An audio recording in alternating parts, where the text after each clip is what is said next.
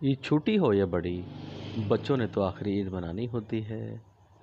लाहौर के मुख्तलिफ इलाकों की गली मोहल्ले में लगे आरज़ी झूले लेकर बच्चे ईद की खुशियाँ मना रहे हैं।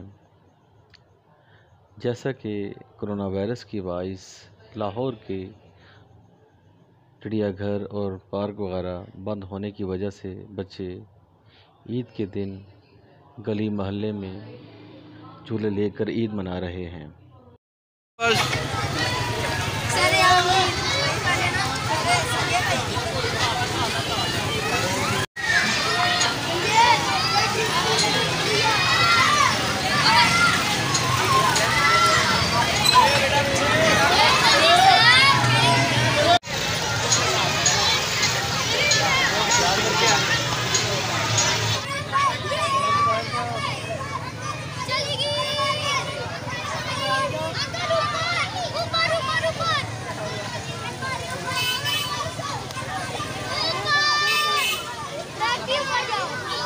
इधर देखो